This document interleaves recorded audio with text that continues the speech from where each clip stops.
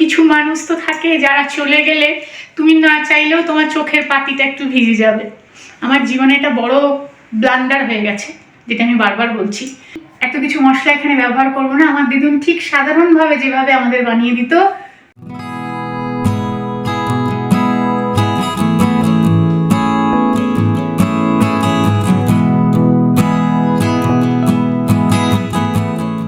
আমার দিদুনের স্মৃতি জড়ানো একটা রান্না আমার ইউটিউবের খাতার পাতায় যোগ হলো।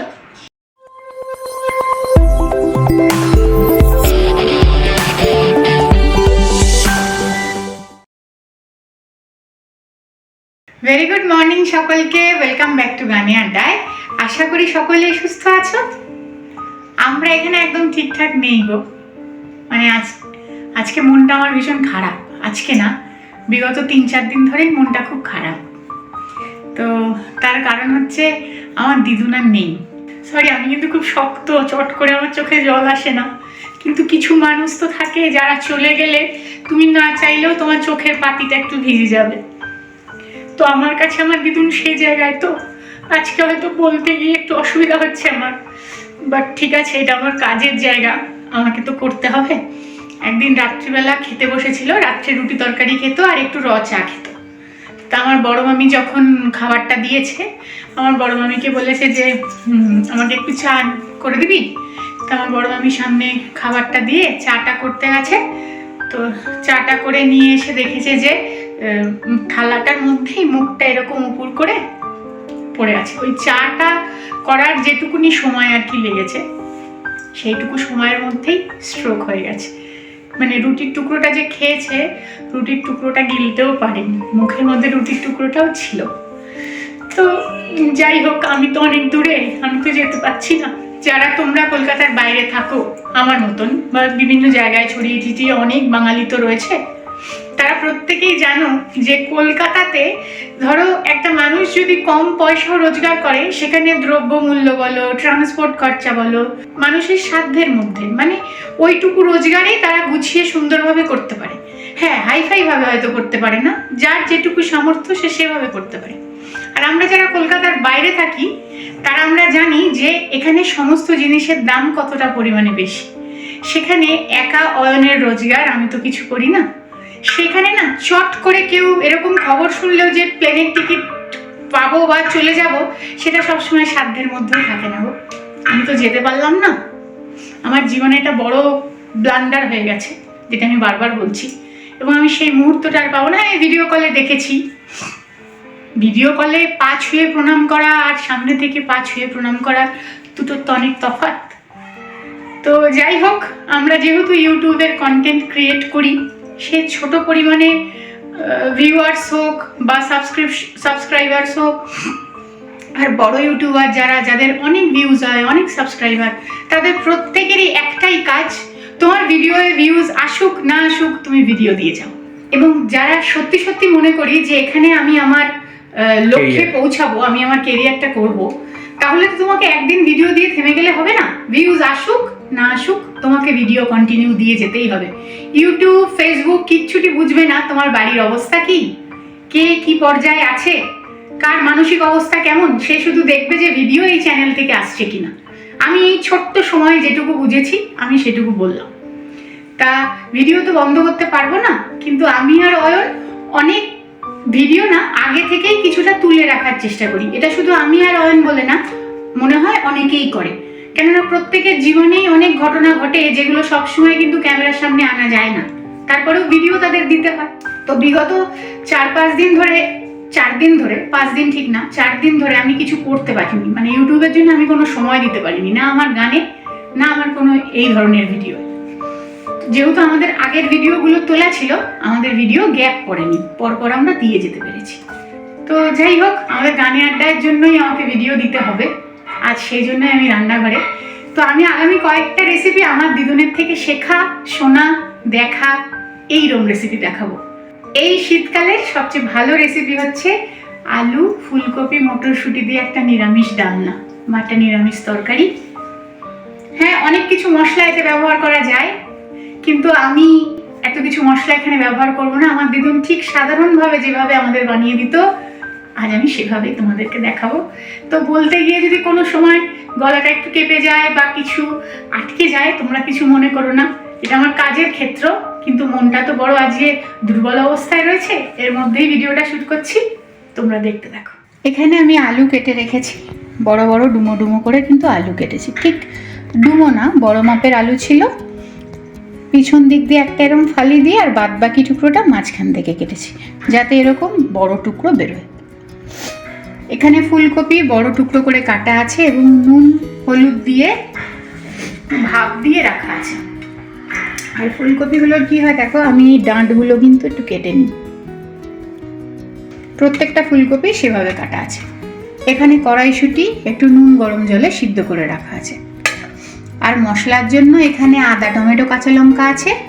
আর বাদ বাকি ভাজা মশলাটা তো আমার কড়াই থাকে, তো সেই কারণে আমি ভাজা মশলাটা আলাদা করে আজকে আর তেলে তোমাদের দেখাচ্ছি না। আমি একটু বলে দিচ্ছি ভাজা মশলায় কি কি আছে।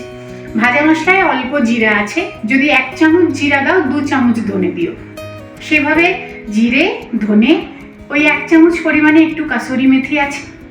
আর আছে হচ্ছে গিয়ে 2-3টে শুকনো লঙ্কা, একটা তেজপাতা, একটা দারচিনি। তো এটা আছে ভাজা মশলাটায়, সেই মশলাটা দিয়ে আর এই টমেটো, কাঁচা লঙ্কা, আদা আর সামান্য একটু টক দই, এই দিয়ে আমি রান্নাটা করব। তবে এটা কিন্তু ঘরোয়া পদ্ধতি। তোমরা যদি মনে করো অনুষ্ঠান বাড়ির মতো খাবে, তাহলে অবশ্যই এর সাথে একটু পোস্ত আর কাজু বাদাম দিও। আজ আমি কিন্তু দেবো না, কারণ পোস্ত কাজু বাদাম দিয়ে আমি অনেকবার করেছি, খেতে তো অসাধারণ লাগবে পোস্ত আর কাজু বাদামের স্বাদ, কিন্তু এইটা করলে আমার মনে হবে আমার দিদুনের থেকে আমি শিখতে পেরেছি, এবং এটা খেয়ে যদি অয়ন আর মানু ভালো বলে, তাহলে আমি মনে করবো ঘরোয়াভাবে আমি এটা খুবই ভালো শিখেছি। কেননা পোস্ত কাজু বাদাম এগুলো তো রান্নার গুণগত মান বাড়াবেই, কিন্তু সকলের বাড়িতে তো আর সবসময় তা থাকে না। চলো তাহলে প্রথমে আলু এবং ফুলকপিটা সর্ষের তেলে ভালো করে ভেজে নাও। তেল গরম হয়ে গেছে, আলুগুলো এবারে ভেজে নেব।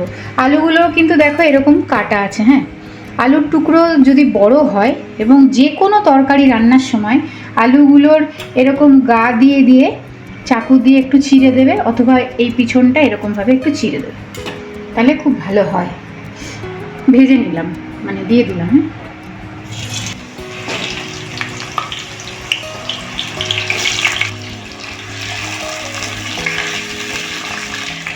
আলুতে পর্যাপ্ত পরিমাণে নুন আর হলুদ দিয়ে আলুটা ভেজে নেব।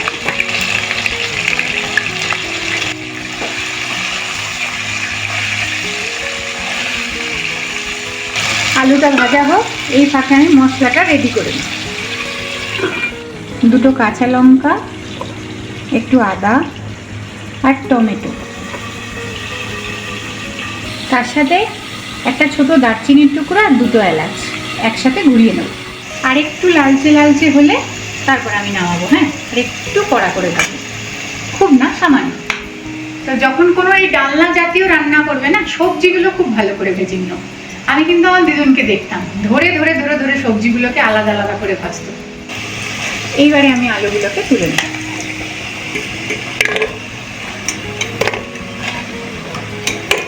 ফুলকপিগুলো এবার আমি একটু লাল লাল করে ভেজে নেব। ভাপিয়ে নেওয়া আছে, বেশিক্ষণ সময় লাগবে না। এটার মধ্যে আলাদা করে নুন হলুদ দেবো না, কেননা নুন হলুদ দিয়ে এটা আমি ভাপ দিয়ে রেখেছি।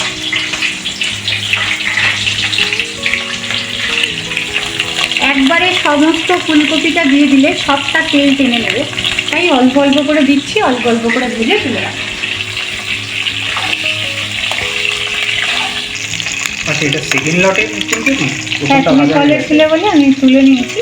আচ্ছা, এই ভাগে ভাগে করলাম বলে ফুলকপিটা ভেজেও দেখো এতটা তেল আছে। হ্যাঁ, নামিয়ে ফেললাম। হ্যাঁ, আর একটু তেল লাগবে, আমি আর একটু তেল দিয়ে দিলাম। তেল গরম হয়ে গেছে, এতে ফোড়নে দেবো একটু জিরে আর শুকনো লঙ্কা। জিরে, 2টো শুকনো লঙ্কা নিয়েছি, একটা গোটা দেবো আর একটা একটু গন্ধের জন্য ফাটিয়ে দিলাম। ফোড়ন দিয়ে সুন্দর গন্ধ বেরিয়ে গেছে, দিয়ে দেবো হলুদ আর লঙ্কার গুঁড়ো, কাশ্মীরি লাল লঙ্কার গুঁড়ো। তো এটা ফোড়নে দেবো এবং তার সাথে দেবো হচ্ছে চিনি। ভালো করে নাড়িয়ে ওই টমেটো আর আদা কাঁচা লঙ্কার যে পেস্টটা করেছিলাম সেটা এবার একটু দিয়ে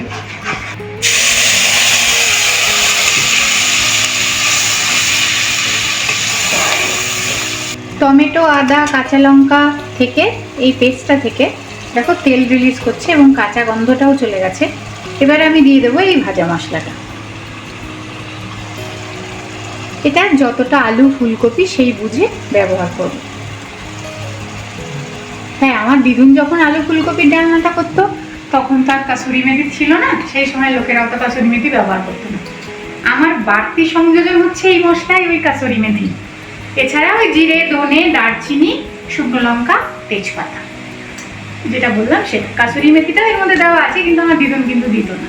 এবারে এই মশলাটাকেও একটা সুন্দর তেল যখন রিলিজ করে যাবে, যেহেতু এটা ভাজা মশলা, কাঁচার কোনো ব্যাপার নেই, আমি দিয়ে দেবো 3 চামচ পরিমাণে টক দই। মশলাটা একটু নাড়িয়ে চাড়িয়ে দিয়ে দেবো কড়াইশুঁটিগুলো।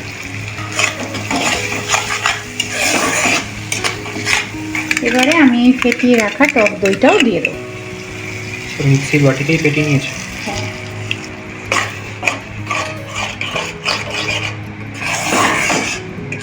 অল্প অল্প করে তেলটা রিলিজ হচ্ছে। এইবারে আমি এই মিক্সির বাটিটা ধুয়ে গরম জল করে রেখেছিলাম, একটু গরম জলই কিন্তু দিচ্ছি। আর যারা ওই পোস্ত আর কাজু দেবে তারা এই সময় পোস্ত কাজু বাটাটাও দিয়ে দিও, তাহলে একেবারে অনুষ্ঠান বাড়ির মতো লাগে। আর আমি বারবারই বলছি, এটা কিন্তু বাড়ির মতো, এটা অনুষ্ঠান বাড়ি না, বাড়ির মতো, বাড়ির মতো রান্না। এইবারে দেবো আমি পর্যাপ্ত পরিমাণে লবণ।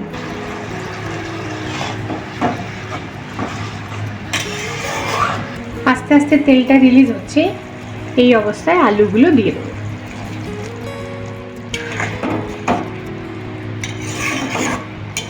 এবং এর সাথে দেবো একটু গরম জল। এবারে চাপা দিয়ে আলুগুলোকে ভালো করে সিদ্ধ হতে দেবো। দেখছো ওপরে তেলটা আস্তে আস্তে বেশি উঠছে। দেখি আলুটা। এবারে আমি ফুলকপিগুলো দিয়ে দেবো।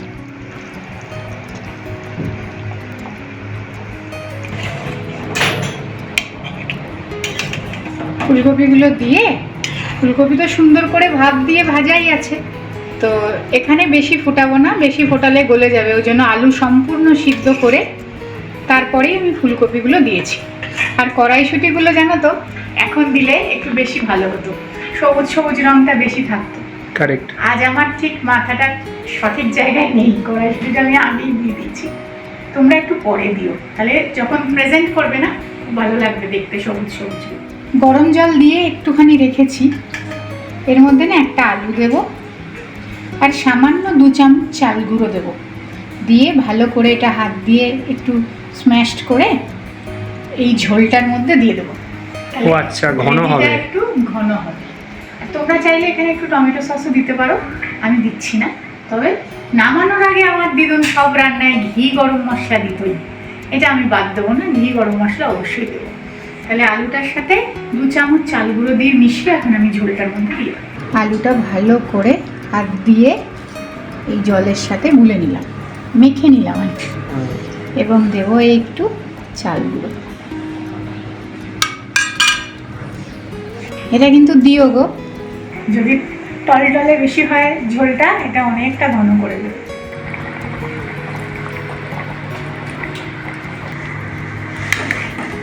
একটু হালকা হাতে এবার কফিগুলো যাতে ভেঙে না যায় দেখতে হবে।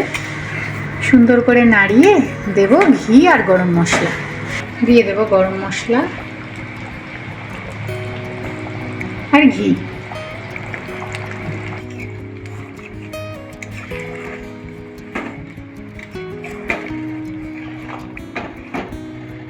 ব্যাস, এবারে চাপা দিয়ে খানিকক্ষণ রেখে আমি পরিবেশন করব। এই যে দেখো, এখন কিন্তু আর কোনো ওই টলটলে ব্যাপারটা নেই। দেখেছো যে থকথকে গ্রেভিটা হয়েছে, এটা ওই আলু আর চাল গুঁড়োর জন্য। আচ্ছা, এবার তাহলে বেড়ে ফেলি।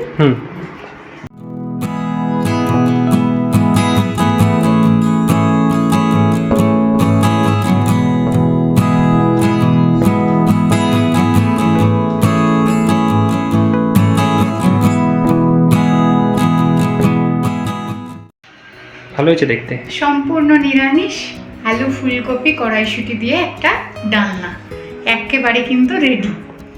তা রংটা একটু কালচে এসছে, তার কারণ হচ্ছে ওই হলুদ আর লঙ্কার গুঁড়ো যখন আমি তেলে দিয়েছি সেই কারণে। তা আমি দিদুনকে দেখতাম এরকম করতে, সেই জন্য আমি করেছি। আর নিরামিষ দিনে তোমরা বানিয়ে নিতে পারো।